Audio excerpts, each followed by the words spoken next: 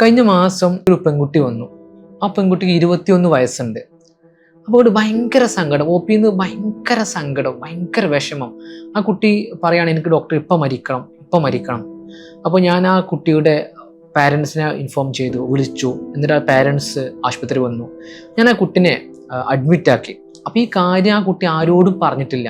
എന്നോടാണ് ആദ്യമായിട്ട് പറഞ്ഞത്. സൈക്കാട്രിസ്റ്റ് നിലക്ക് ഞാൻ അഡ്മിറ്റാക്കി. ആ കുട്ടിയുടെ കഥകൾ കേട്ടു, ഒരുപാട് ലിസൺ ചെയ്തു.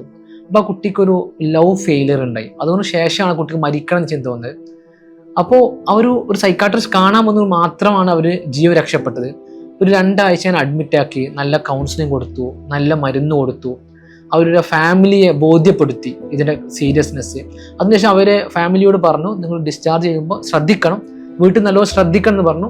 അങ്ങനെ കറക്റ്റ് ആ വീട്ടുകാർ ശ്രദ്ധിച്ചു. ഇപ്പോൾ അവർ ഈ കഴിഞ്ഞ ആഴ്ച വീണ്ടും വന്നു, അവർ ബെറ്ററാണ്, അവർ മരുന്ന് കുറേ കുറച്ചു, നല്ല കൗൺസിലിംഗ് കൊടുക്കുന്നുണ്ട്. അങ്ങനെ ഓരോ ആളുകൾക്കും ഇങ്ങനെ അവരെ കേട്ട് അവർക്ക് നല്ലൊരു ചികിത്സ കൊടുക്കുകയാണെങ്കിൽ നമുക്ക് ഒരുപാട് ആളുകളെ ജീവൻ നമുക്ക് രക്ഷിക്കാൻ കഴിയും.